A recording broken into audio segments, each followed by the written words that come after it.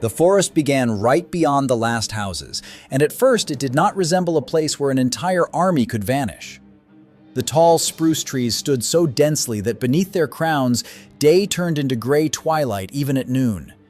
The earth smelled of pine needles, wet clay, and burnt gunpowder. Somewhere ahead in that green darkness, machine gun nests, minefields, and narrow forest paths, clear-cut and exposed to fire, were already waiting. Soldiers entered there as companies, full of living, rested men, and emerged, if they emerged, as handfuls of deafened, exhausted shadows who later could not properly explain what exactly had happened to them. Over several months, this forest swallowed division after division, and almost none of those who ordered the advances could ever clearly say what it was all for. How could it happen that the richest and most technologically advanced army of the Western Allies, with air supremacy, thousands of artillery pieces, tanks, and an almost endless supply stream, became stuck in an ordinary German forest for nearly half a year and lost more men here than in many far more renowned battles? And why is this forest remembered much less today than the neighboring winter disaster in the Ardennes, which erupted slightly later and literally nearby? This is a story of how superiority in equipment and supplies dissolves among the trees, and how a simple task on a map transforms into the slow, methodical destruction of men. To understand what happened here, one must imagine the autumn of 1944. After the landing in Normandy and the rapid dash across France, the Allies began to feel that the war was almost won. The German army was retreating toward its own borders, and many in the headquarters imagined that only weeks remained until the end. But at the border, the offensive stalled. Supply lines stretched, fuel shortages arose, troops grew weary from continuous movement. And precisely at this moment, the American First Army ran into a belt of hills and dense forest southeast of Aachen, a small patch of land by the standards of the Great War, which on staff maps appeared as a troublesome obstacle on the way to the Rur River and onward to Germany's industrial heart. On paper, everything seemed logical. The forest had to be traversed to reach the river, secure positions, and prepare the next strike. Command looked at the map and saw familiar arrows. Here were the starting positions, here the line, here the objective. The distances were short. A few villages, a few roads, a few heights. Experienced divisions that had fought through Normandy were expected to handle this in a matter of days. The problem was that the map showed a flat, neat picture, while the ground beneath their feet obeyed entirely different laws. This forest was not scenery but a weapon. The trees stood like a wall, crowns closed overhead, and beneath them visibility was almost non-existent. Air supremacy, which decided battles in open fields, meant almost nothing here. Pilots simply could not see what was happening beneath the green canopy. Tanks, the pride and strength of the American Army, found themselves confined to a few narrow paths and muddy roads. Once a vehicle strayed from the track, it bogged down in mud or ran into trunks too close to squeeze through. Artillery, capable of plowing up any open space, lost part of its power among the trees, but not for those caught under it. A shell striking a treetop exploded not on the ground but in the air, and then not only shrapnel but a hail of sharp wooden fragments rained down. Familiar cover ceased to protect. A man lying at the bottom of a trench was exposed from above. Soldiers were taught during shelling not to fall to the ground, but conversely, to press against a tree trunk to somehow shield themselves from what fell from above. This was unnatural to every instinct, and it explains why the forest decimated even seasoned units. The weather completed the work. Endless rains turned paths into sludge, fog stifled visibility, and with winter's approach came cold, wet snow and icy dampness. Men sat for days in water-filled trenches, in soaked-through uniforms, unable to dry off or warm up. And here entered an enemy without uniform or banner, yet one that incapacitated thousands, cold and dampness. So-called trench foot, when feet that had not known dry footwear for weeks began to rot, sent entire companies to the rear. Pneumonia, frostbite, cold-related illnesses struck down men as effectively as bullets. By various estimates, a very large proportion of all losses in this forest were not combat-related in the direct sense. Men were incapacitated not by bullets or shrapnel, but by hypothermia, disease, and complete exhaustion. The army lost fighters before they even had a chance to see the enemy. Separately, it is worth mentioning those who plugged the gaps. As companies dwindled, replacements were sent for the fallen, often very young, hastily trained men who arrived in the forest straight from marching, knowing neither their commanders, their trenchmates, nor even the terrain properly. An experienced soldier survived in such a forest through details. He knew how to listen to the sound of an incoming shell, knew when to press against a trunk, sensed where a machine gun was firing. A novice lacked all these skills and often died in the very first days, without learning anything. A vicious circle emerged. The heavier the losses, the more untested replacements were needed, and the more untested replacements there were, the higher the losses became. The forest ground down not only divisions as units, but also the very continuity of experience, without which infantry became blind. And the opponent knew how to exploit all this down to the last detail. German defense here was built not on numerical superiority or miracle technology, but on cold calculation and knowledge of the terrain. The defenders had pre-targeted the paths and crossroads, mined the trails, set up positions among roots and behind hill crests. They did not need to hold a continuous line. It was enough to keep under fire the few places where movement was possible. The attackers moved along predictable routes because no others existed, and came under pre-prepared fire. Each bunker, each machine gun nest had to be taken separately, at close range, in semi-darkness where friend could not be distinguished from foe at grenade-throwing distance. And having, at the cost of immense effort and losses, captured another strip of forest, it turned out that ahead was exactly the same, and beyond it yet another. This was how the first of the chains formed that turned this operation into a tragedy. The advance stalled, and this delay gave the defenders time to fortify themselves even more strongly. The fortifications slowed infantry movement and locked down tanks. The slowdown robbed the attack of momentum, and the loss of momentum transformed what was conceived as a short thrust into endless attrition, where both sides simply fed the forest ever new units. The longer the fighting dragged on, the more men were required, and the less remained of the original plan's meaning. There was also a second chain, even more bitter. To break through the defense, command threw fresh divisions into the forest. This is part 1 of 3. But the forest was designed in such a way that it was impossible to deploy forces within it. A large formation could not bring its full power to bear all at once. On the narrow paths, only a small portion of the men were actually engaged in real combat. The rest stood behind in the mud, under fire, unable to help. Therefore, numerical superiority didn't work. A fresh division would enter the forest, be ground down piece by piece in those same places, near those same villages and heights, and within a few weeks it would have to be withdrawn, bled white, and replaced by the next one. The numbers on the maps changed, but the scenario repeated itself almost verbatim. To understand what this looked like for an ordinary person, one must descend from the level of maps to the bottom of a wet trench.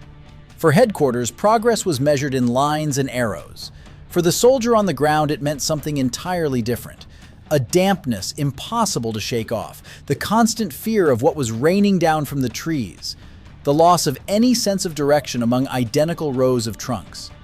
In such a forest, it was easy to get lost just a few hundred paces from your own men, to emerge in the wrong place and come under fire from your own side or the enemy's. Communications were constantly breaking down. Wires were severed by shrapnel, radios performed poorly among the trees and hills. A company commander often didn't know where his neighbors were, whether the unit to his left was still alive, or if the promised support would arrive. Evacuating the wounded was difficult. Stretchers couldn't pass where a man couldn't walk upright, and the journey to the rear under fire stretched for hours. Many died not from the severity of their wounds, but because they couldn't be extracted from this forest in time. A separate chapter of this story was supply and evacuation, that invisible mechanics of war which decides everything. In the forest, there were almost no roads capable of handling the flow of trucks, guns, and tanks.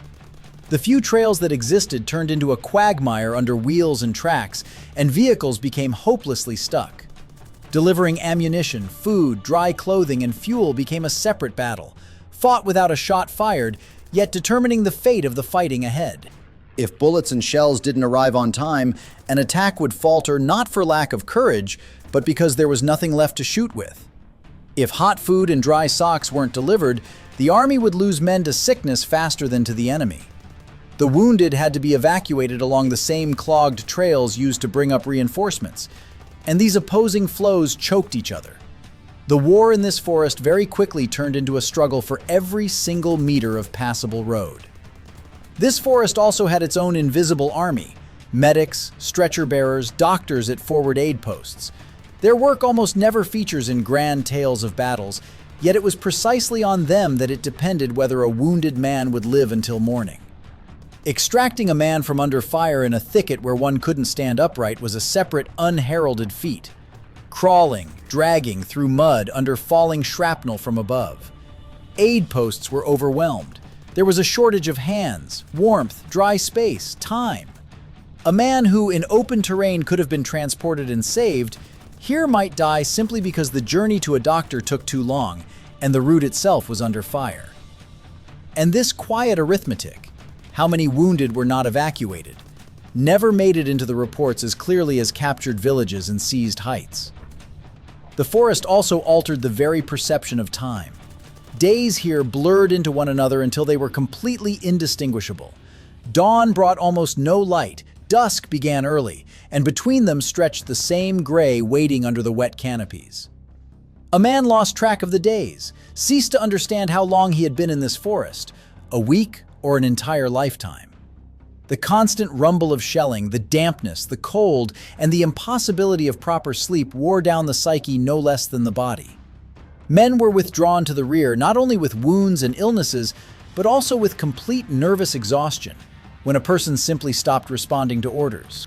This was a war of attrition, where the opponent was not only the one sitting in the bunker opposite, but the forest itself, slowly draining people of their strength and will. The most telling and heaviest episode unfolded around a small village deep in the forest, accessible only via a path through a steep, wooded ravine and a narrow trail along the bottom of a gully by a small river. On the map, the task again seemed simple: occupy the village, consolidate, secure the flank. One of the divisions was ordered to take this village, and initially the infantry even managed to break into it. But then the nightmare began. To hold what had been captured, tanks and heavy weapons were needed, and the only route for them ran along that same narrow trail through the ravine. The slopes were steep, the ground sodden, the turns tight. Vehicles skidded, slid, overturned, got stuck, blocking the road for the others. What was a thin line on the map turned out on the ground to be a gap almost impassable for machinery. The infantry in the village was left without reliable support. The enemy launched a counterattack, and the men were driven back with heavy losses. It was a vivid, terrible lesson. On paper, it looked like seizing a populated point, but on the ground it turned into a trap into which entire units were drawn and from which they could not be extracted in time. Living people were responsible for all these decisions, and here it is important to speak honestly, without caricature. The command was not a gathering of indifferent incompetents, as one might sometimes be tempted to think. They were experienced generals who had just led the army through France, confident in their troops and accustomed to the idea that persistence and material superiority would eventually break any defense. But it was precisely this confidence that played a cruel trick. Time and again, the same decision was made: increase the pressure, commit fresh forces, continue attacking in the same place and in the same way. The logic was simple: if you press hard enough and long enough, the defense will collapse. In open terrain, this logic often worked. In the forest, it only increased the casualty count without changing the essence. The hardest thing to grasp is that for a long time, the command had no clear answer to a simple question: why did this forest need to be taken at any cost in the first place? And here we come to the most uncomfortable twist of the entire story. For a long time, the true strategic value of this area seemed to elude those planning the offensive. And there was value. And it lay not in the trees or the villages. A little to the side on the river stood dams holding back enormous masses of water in reservoirs. Whoever controlled these dams held the fate of the entire valley downstream in their hands. If the defenders, at the right moment, opened the sluice gates or blew up the dam, the water would rush down, flooding the lowlands and cutting off, drowning, or rendering helpless any troops that had by then crossed the river. In other words, one could fight through the forest towards the river as much as one liked, but without control over the dams, reaching it turned into a deadly trap. This realization came too late, and a significant portion of the bloody battles in the forest were fought as if these dams did not exist at all. This is part 2 of 3. When they were finally recognized as the primary objective, it turned out that the approaches to them lay through that same forest, soaked with the blood of the preceding months. This is the moment to dismantle a convenient myth that has trailed the entire war in the West. It is commonly believed that the Allies triumphed primarily due to overwhelming material superiority. More planes, more tanks, more shells. Thus, the outcome was predetermined, and the battles themselves were a kind of technical formality on the path to victory. This forest reveals just how incomplete that picture is. Here, overwhelming technical superiority was almost useless. Aircraft couldn't see targets beneath the canopy. Tanks couldn't move. Artillery fired on areas but couldn't flush out an enemy dug into the earth and behind rocks. Everything was decided by exhausted infantry, weather, terrain, roads, and the stubbornness of both sides. A wealthy army can bury an enemy in steel on an open plain, but in a tight, dark, sodden forest, war reverts to what it has always been. The business of weary men with rifles, crawling forward through mud under fire. Superiority in iron does not cancel the price paid by living men. It is worth speaking honestly about those who defended, without admiration and without any attempt to turn the enemy into a role model. By this time, the German army was no longer the force that had invaded other countries at the start of the war. Various units held the forest, both battered ones, assembled from remnants, and fresher ones, hastily transferred to the border. Their situation was dire, shortages of men, equipment, sometimes the most basic supplies. But the terrain favored the defender, and they exploited this skillfully.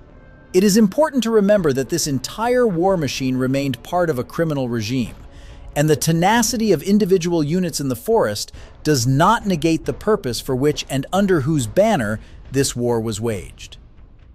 Analyzing how the defense utilized the terrain and narrow trails is possible and necessary. But to fashion from this a beautiful legend of invincible defenders is to lie to oneself. One must also be honest regarding the numbers. The precise casualties in these battles are still cited differently to this day. The count was kept in chaos. Some men were lost not to wounds, but to disease and exhaustion. Some were recorded in one column, others in another, and different researchers provide noticeably differing estimates. One thing is clear, we are talking about tens of thousands of men put out of action on one side alone, and these were very heavy, largely unjustifiable losses. Such numbers should be treated with caution. Behind them lie not precise ledgers, but an attempt to reconstruct a picture post factum from fragmentary and contradictory documents. But even the most cautious estimates paint the same picture. This was one of the costliest and yet least meaningful battles on the Western Front. Looking more broadly, this entire story has another bitter layer. At the level of grand strategy, the forest on the border was just one of many sectors of a stretched front, and the attention of the High Command was divided among dozens of directions. On a large-scale map, this patch of land seemed secondary, and therefore it was long treated as a task that could be solved in due course, without diverting the best forces to it or seriously considering its peculiarities. On paper, this again seemed reasonable. Why allocate anything special for a sector that was supposed to be traversed anyway? On the ground, however, it was precisely this underestimation that proved most costly. The forest did not forgive being treated as a trifle. It demanded either a clear, hard-won objective for which such a price was worth paying, or the abandonment of frontal assaults in favor of flanking maneuvers and striking a truly vulnerable point. For a long time, neither happened, and the price was paid not by those who moved pencils across maps, but by those who advanced through the mud. While the forest was grinding down division after division, history was preparing another cruel twist. Very nearby, in a neighboring district, the German command was secretly amassing forces for a major winter blow. And when, in midwinter, the offensive in the Ardennes erupted, all attention, all reserves, all glory, and all horror shifted there at once. The forest battles, which had cost so many lives, instantly receded into the shadows. They were almost forgotten, eclipsed by a larger, more dramatic, and more comprehensible battle next door. Thus arose a strange injustice of memory. An operation of immense cost and loss became almost forgotten because it unfolded too slowly, too unremarkably, and without the clear-cut resolution that history favors. What remained in the end? The forest was eventually traversed, the river reached, the dams ultimately fell into the hands of the attackers, and the front moved on, deeper into Germany. From the map's perspective, the objective was accomplished, but the price of that line on the map was measured by a monstrous number of shattered and severed lives, many of which were spent in battles that, with a clearer understanding of objectives, could have been fought differently or not fought at all in that direction. For the army, it became a painful lesson about the limits of technology, the significance of terrain, and the danger of repeating the same tactic without asking whether it even worked. For those who went through the forest and survived, it remained for life a separate, special nightmare. Not loud, not ceremonial, but quiet, damp, and hopeless.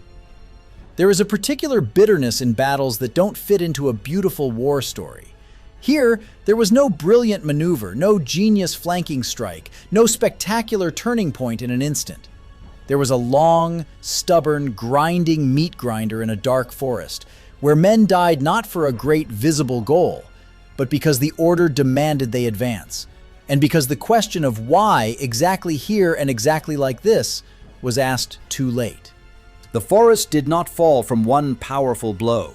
It claimed men gradually, through dampness, through a severed wire, through a tank stuck on a trail, through an order that arrived too late, through stretchers that couldn't be carried out in time.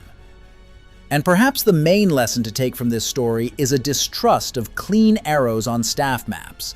Behind every such arrow lies real ground with its own laws, its own terrain, its own mud, its own trees, its own weather, and its own limit of human endurance.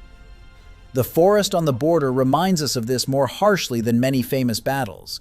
It yielded no brilliant victories, no convenient heroes, no simple moral. It left behind only a question worth asking before any order to advance. Do we truly understand what we are sending men there for? Or do we simply believe that persistence and force alone will justify everything? And how many more such quiet, forgotten forests does a great war hide behind the backs of its loud battles? This is part 3 of 3.